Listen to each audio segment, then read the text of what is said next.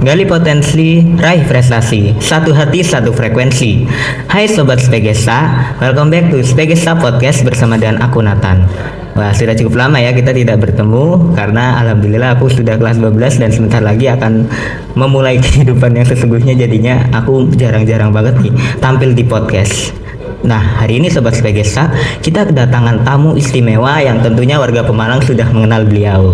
Nah, beliau adalah Bapak PLT Bupati Kabupaten Pemalang yang hari ini secara khusus datang di SMA PGRI 1 Taman dalam rangka melakukan kunjungan ke beberapa sekolah-sekolah, dan SMA PGRI 1 Taman alhamdulillah menjadi sekolah pertama yang dikunjungi oleh beliau. Yuk kita ngobrol-ngobrol bersama dengan beliau. Assalamualaikum warahmatullahi wabarakatuh, Pak Mansur. Ya, apa kabarnya Bapak? Ya, terima kasih loh sebelumnya Pak sudah datang di SMA PGRI 1 Taman dan di Spegesa Podcast ini. Ya, Spegesa Podcast ya. Iya, nah Pak, tadi saya sudah menjelaskan tentang kehadiran Bapak di sini itu sedang melakukan kunjungan, Pak. Kenapa Bapak memilih SMA PGRI 1 Taman sebagai sekolah pertama yang Anda kunjungi di hari ini di kunjungan kerja Bapak? Oke, alhamdulillah kami bersama rombongan kita menuju ke SMA PGRI 1 Taman. Kenapa menjadi yang pertama? Tentunya kita tahu sekarang dulu zaman saya itu sekolah swasta menjadi sekolah yang termarginalkan, sekolah yang dipinggirkan. Pokoknya kita negeri dulu, swasta itu nantangin dulu. Sudah nggak masuk di negeri ya baru masuk swasta. Tapi sekarang kita harus sudah berkompetisi, mau negeri atau swasta. Kalau swasta itu bagus ya kenapa kita harus malu sekolah swasta? Swasta yang bagus. Ayo kita berkompetisi untuk bagaimana sekolah kita menjadi sekolah yang maju dan sekolah yang bisa bersaing secara positif dengan sekolah yang baik. Kenapa ke SMA PGRI 1? Ya. Karena ini sudah terakreditasi kelas A. Ya, alhamdulillah. Akreditasi kelas A, akreditasi A. Dan tentunya dengan akreditasi A berarti apa? Artinya sekolah itu sudah dinilai menjadi sekolah yang bagus, sekolah yang baik dari segi kepala sekolahnya, dari segi guru-gurunya, dari segi semua karyawannya, dan tentunya dari segi anak-anak didiknya. Ya, alhamdulillah. Jadi kalau sudah mempunyai predikat A ini harus dipertahankan. Dengan cara apa? Dengan cara tentunya sekolah semua gurunya harus menjadi yang terbaik, siswa-siswinya juga harus menjadi yang terbaik. Contoh untuk sekolah-sekolah yang lain. Yang rajin, dan tentunya tantangannya adalah bagaimana kepala sekolah bisa anak-anaknya ini kuliah di tempat yang bagus. Berapa persen bisa masuk kuliah semuanya. Alhamdulillah. Jadi salah satu tantangan dari kepala sekolah ini di SMA PGRI 1 Taman. Pak, kita kan sebagai anak SMA nih yang punya cita-cita banyak, punya banyak sekali impian. Salah satunya itu tentang politik nih Pak. Bolehkah nggak sih Pak, nanti saya dan teman-teman Spegesa di sana itu masuk ke terjun dunia politik, tapi kita nggak tahu tuh gimana langkah awal kita memulai sebuah arti politik itu gimana nih Pak, kalau menurut Bapak sebagai seorang orang nomor 1 di Kabupaten Pemalang ya. Boleh juga, karena banyak teman-teman saya gitu ya, begitu lulus kuliah mereka terjun di dunia politik, bahkan masih kuliah pun ada yang langsung terjun di dunia politik. Yang penting minimal pendidikannya SMP SMA.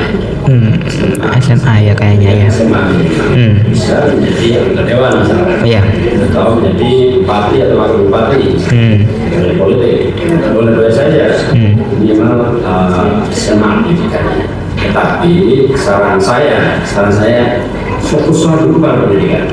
Kita kejar dulu pendidikan, setelah SMA, kuliah itu monggo silakan, setelah itu masuklah ke dalam dunia politik. Tapi memang dunia politik ini yang harus kita persiapkan tentunya apa namanya terkait dengan politik kan harus belajar ilmu politik kira-kira gitu.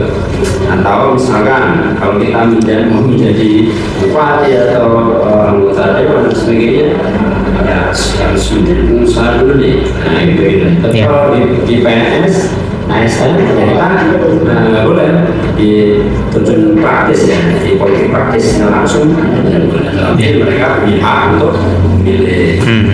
Sama dengan anak-anak yang masih sekolah SMA ini yang umurnya sudah 17 tahun berarti punya hak untuk memilih. Nah, gunakanlah hak itu untuk memilih dengan sebaik-baiknya.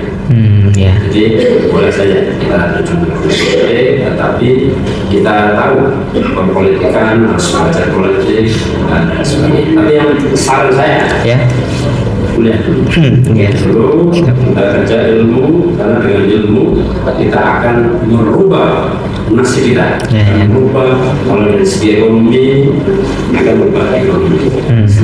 Pesan saya seperti itu. Kuliah.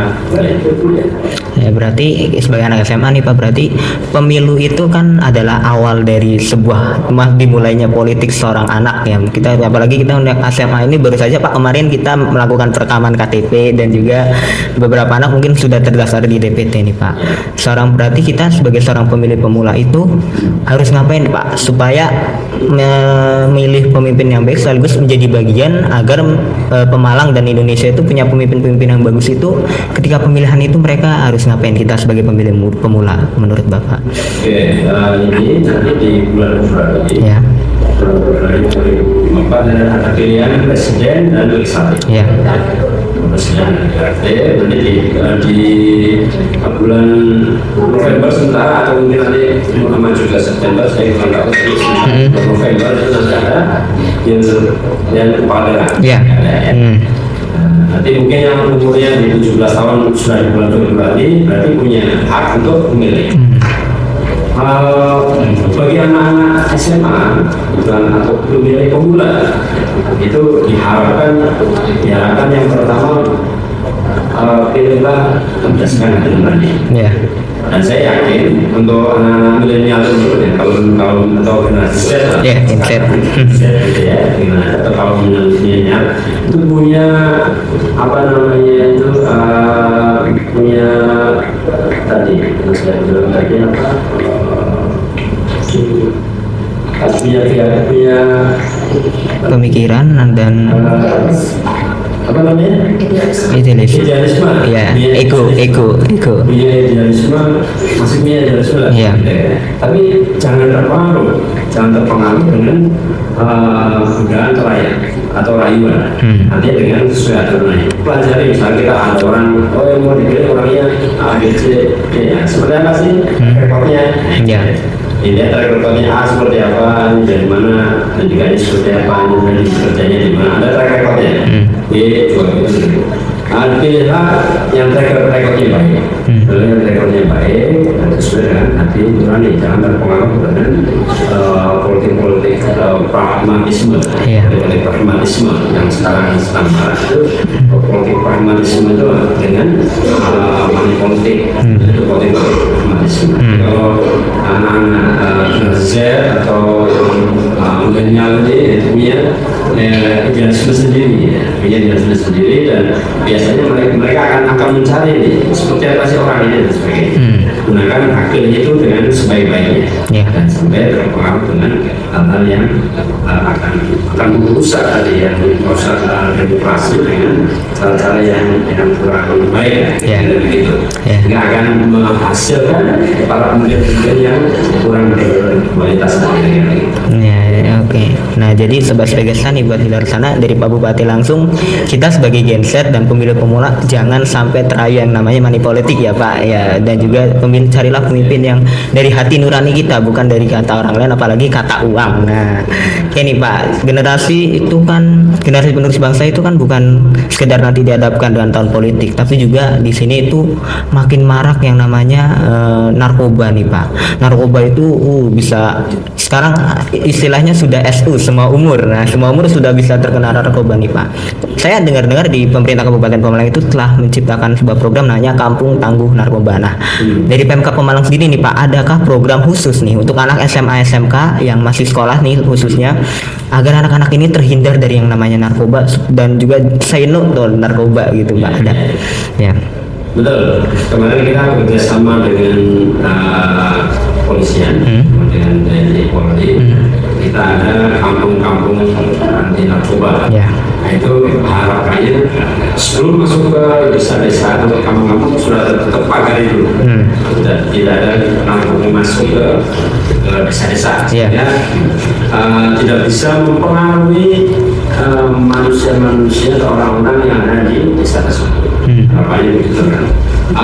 Untuk di kalangan sekolah, harapannya ya tidak ada narkoba masuk ke sekolah. Harapannya di anak-anak sekolahnya kan ada di desa-desa atau ada di kampung-kampung lah kan. Nah di situ sudah terproteksi agar mereka tidak terpengaruh dengan narkoba. Karena kita tahu narkoba ini sangat merusak mental dari para anak-anak kita, apalagi anak-anak sekolah, anak-anak Z yang nanti akan meneruskan perjuangan dari para orang tua kita.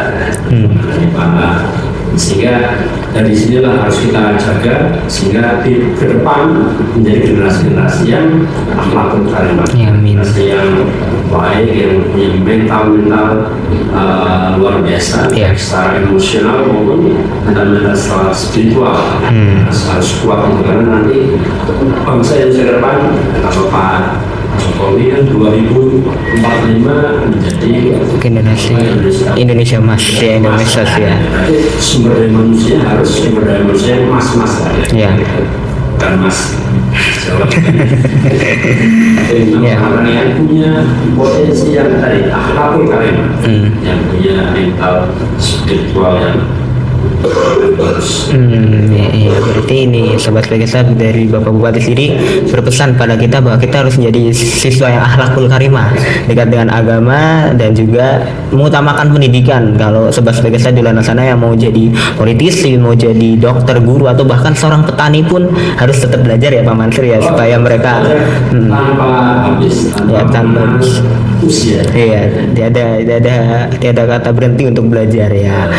Oke nih Pak, nah kan kita sebagai siswa-siswi yang kreatif ya, siswa-siswi yang mencoba untuk mengikuti perkembangan zaman nih Pak. Salah satunya di SMA PGRI 1 Taman ini ada program baru namanya Spegesa Podcast yang alhamdulillah sudah 1 tahun. Kemarin bahkan Ibu Mansur juga sudah datang ke sini, sudah ngobrol-ngobrol bersama dengan kita. Di mana nih Pak tanggapan Bapak tentang adanya Spegesa Podcast ini, salah satu SMA yang mempunyai podcast dan pertama di Kabupaten Pemalang Pak. Silakan. Saya kira sangat bagus. Karena ke depan itu kan dunia informasi teknologi informasi. Memang dunia ini sudah begitu ke depan. Kalau kita tidak melek dengan teknologi informasi, nanti kita akan ketinggalan zaman. Ya, salah satu teknologi informasi adalah dengan podcast seperti itu. Orang saja jadi korupsi itu dengan podcast seperti ini berapa itu di atas 10 juta sih Pak kayaknya sudah 10 juta lebih kayaknya lebih dari 10 juta iya. Itu pendapatannya berapa itu cukup luar biasa ya. Bukan hanya saya bilang tidak hanya, tapi podcast ini sesuatu yang potensial, sesuatu besar. Dan ini bagian daripada teknologi informasi. Dan untuk menyampaikan informasi salah satunya dengan podcast.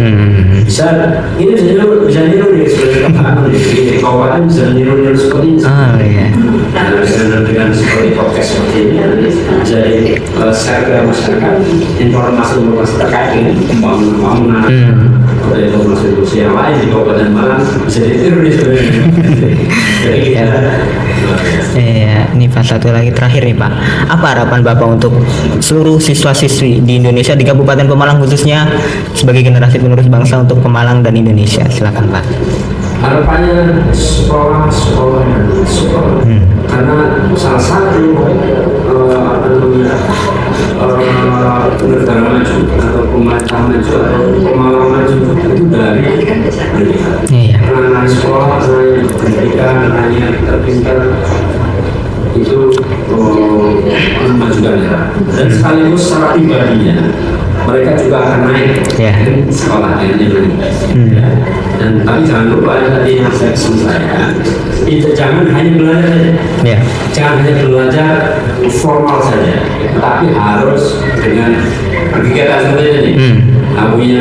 Punya apa ekstrakurikuler, misalkan apa nyanyi atau podcast seperti ini atau pencaksilat olahraga dan sebagainya, harus ada kombinasi itu kan. Karena saat kita belajar kita banyak menggunakan otak kiri kita, otak kiri kita. Sedangkan di luar sana itu banyak menggunakan otak kanan kita. Kalau kita tidak diimbangi antara otak kiri dan otak kanan, otak kiri dengan belajar, otak kanan dengan apa tadi kegiatan olahraga atau nyanyi, seni dan sebagainya, dan sebagainya, podcast juga gitu, atau kegiatan keagamaan, itu sehingga otak kita akan berimbang. Nanti karena apa? Di luar sana, di dunia di luar sana itu kita lebih banyak menggunakan otak kanan, sehingga saat kita terjun di dunia nyata kita sudah siap dengan segala. Pesan saya, akhlakul karimah sebagai insan mendidik, insan yang sekolah mendidik kepala sekolah dan sebagainya, dan anak-anak semuanya akhlakul karimah sangat penting. Emosional, spiritual, itu orang yang akan sukses. Karena saya pesankan lagi berdasarkan penelitian, berdasarkan penelitian 80% orang sukses di luar sana itu yang mempengaruhi adalah emosional dan spiritual. 20% dari intelijensia. Kalau kita fokus pada intelijensia, yang 80% tidak dilakukan, suksesnya kurang.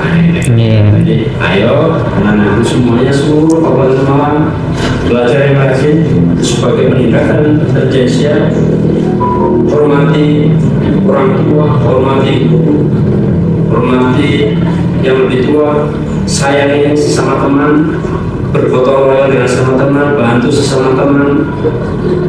Itu adalah emosional. Dan jangan lupa berdoa pada Allah. Bagian muslim itu adalah bagian dari spiritual, karena yang menentukan semuanya adalah Allah SWT, Tuhan yang Maha Esa. Itu dari spiritual. Kombinasi tiga itu kalau sudah kuat, insya Allah warga masyarakat Kabupaten Malang, siswa-siswi masyarakat Kabupaten Malang, insya Allah sudah bukan menjadi siswa-siswi yang akhlakul karimah yang sukses. Amin. Terima kasih Bapak atas ngobrol-ngobrol bincang-bincang kami bersama dan sebagai podcast. Dan berarti kesimpulannya adalah kalau kita mau sukses kita harus terus-terusan sekolah, jauhi narkoba, jadilah anak yang akhlakul karimah, ikuti kegiatan-kegiatan positif kayak tadi podcast, terus ada ekstrakurikuler dan juga nyanyi. Oh iya, by the way Bapak katanya jago nyanyi ya Pak. Mungkin ada satu lirik atau apa yang bisa Bapak nyanyikan di sini, itu buat hiburan Mbak kedekat ya, biar sebagai kita tahu oh Pak Bupati memiliki suara yang bagus, suara emas. Iya.